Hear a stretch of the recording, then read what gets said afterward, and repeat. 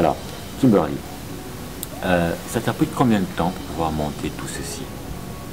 Je vous dirais que ça m'a pris... j'ai pensé à ça pendant 2 ans, mais la manière dont ça fonctionnait, c'est que je suis allée vraiment par des signes.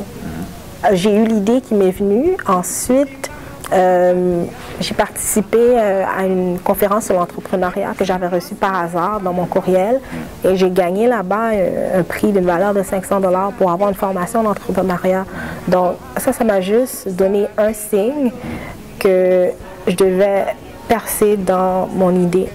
Donc à partir de ça, il y a plein d'autres opportunités qui se sont ouvertes et tout ça, ça a pris environ 2 ans.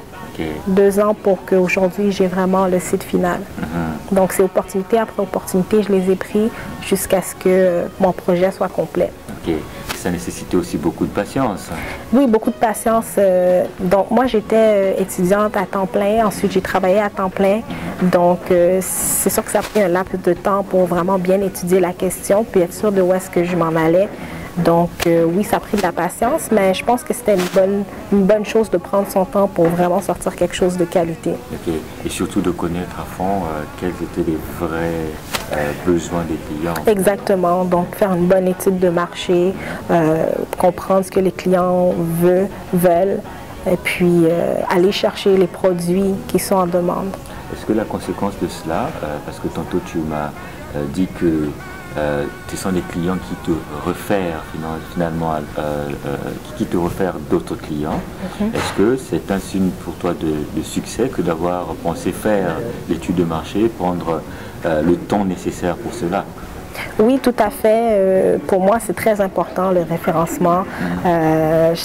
Tout est dans le bouche à oreille. Et puis, lorsqu'un client a la confiance en ton entreprise, c'est bien plus qu'une publicité qui apparaît puis qui dit, bon, achetez notre produit. C'est vraiment le client qui parle de lui-même puis de son expérience. Donc, oui. Si on te demandait tu me diras peut-être que c'est un peu tôt, mais si on te demandait de regarder sur le rétroviseur, dans le rétroviseur, quel sentiment ça te donne aujourd'hui d'être, tu es jeune, c'est vrai, mais je considère ça comme étant une force. Tu as beaucoup d'expérience, tu as commencé à travailler à 15 ans. Oui.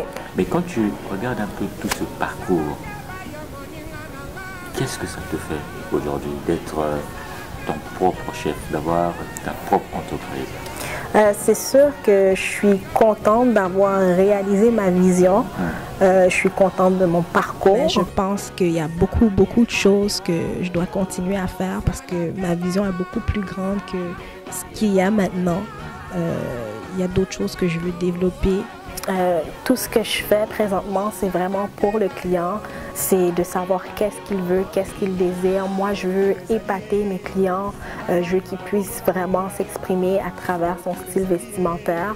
Donc, je suis encore plus contente de savoir où est-ce que je vais être rendue dans quelques années avec cette entreprise. Parce qu'on est une entreprise jeune, je pense que l'avantage, c'est qu'on est vraiment à l'affût des nouvelles technologies.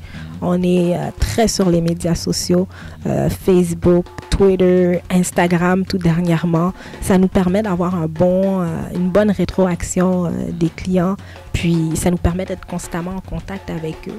Même avant d'acheter des produits, on peut leur demander qu'est-ce que vous pensez de ça, est-ce que vous aimez ça? Donc c'est important pour nous d'être toujours à l'écoute de qu'est-ce qu'ils nous disent. Et ça marche? Oui, ça marche. Ok, c'est excellent ça. À t'entendre parler, on a l'impression que tout a été facile pour toi. Est-ce qu'à un moment donné dans ton parcours, tu as rencontré des difficultés?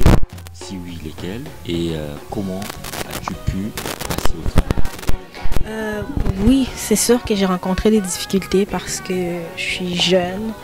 J'ai pas tant d'expérience que ça. J'avais pas de banque, un prêt pour bâtir l'entreprise. C'était déjà impossible. J'ai essayé, mais j'ai pris ça comme c'était. Je me suis juste dit qu'il fallait que je travaille plus fort pour prouver que oui, c'est un projet qui est capable de se faire. Puis pour moi, je voyais plus ça comme un défi qu'une difficulté. C'était important pour moi de trouver un moyen de contourner le fait que j'étais jeune et que j'avais pas de finances. Donc, oui, ça a été pour moi un grand défi. Je suis contente d'avoir pu surmonter ces difficultés-là, de faire en sorte que ce produit-là soit bel et bien réel aujourd'hui. Ton bébé, en fait. Oui, c'est ça, mon bébé. Je me dis aussi qu'il y a encore beaucoup de choses à faire, beaucoup de défis qui vont venir et c'est de continuer à rester persévérante, puis déterminée, puis de continuer à être créative dans les manières de faire les choses. Je pense aussi que ce qui m'a beaucoup aidée, c'est que j'ai vraiment pris le temps de faire une bonne étude de marché, d'aller sur le terrain, de questionner les gens, de leur demander qu'est-ce qu'ils aiment, qu'est-ce qu'ils aimeraient avoir. Puis ça m'a permis aussi de prouver que le projet, c'est quelque chose qui se base sur des données réelles. Puis ça m'a permis aussi de non pas imposer un produit au client, mais de lui donner vraiment ce qu'il veut, ce qu'il recherche. Excellent, excellent. Ça, je sais que cette erreur, beaucoup d'entrepreneurs, beaucoup d'entreprises la commettent en imposant quelque chose au client, quoi. Excellent. Mais vraiment, bravo. Merci. Hein? Bravo.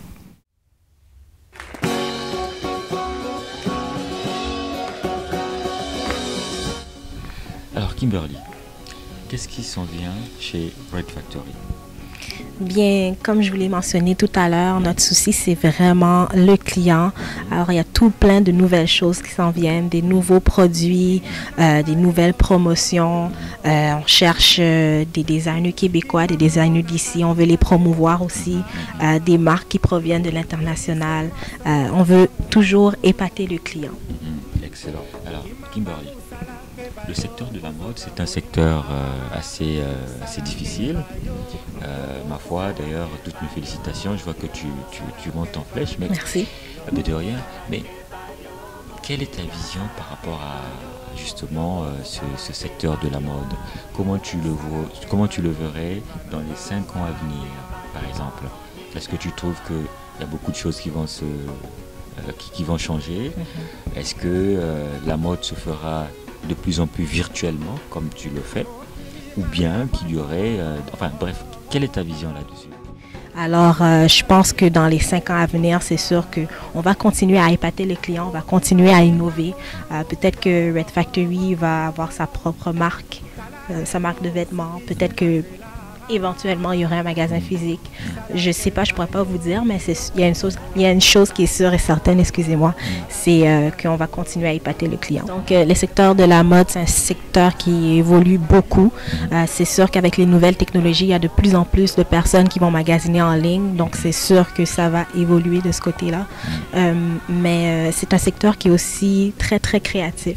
Donc, nous, on s'engage à rester vraiment à l'affût des dernières tendances. On veut continuer à épater le client. On veut continuer à offrir des produits de qualité, des beaux produits originaux et exclusifs. Donc, est-ce qu'on pourrait aussi, par exemple, supposer qu'avec l'émergence des technologies de l'information, est-ce que toi qui es spécialiste là-dedans, est-ce que tu penses que dans les années à venir, tout se ferait en ligne? Oui, je pense que dans un futur, absolument tout va se faire en ligne. Si on regarde déjà les autres pays, il y a un très haut taux de magasinage en ligne.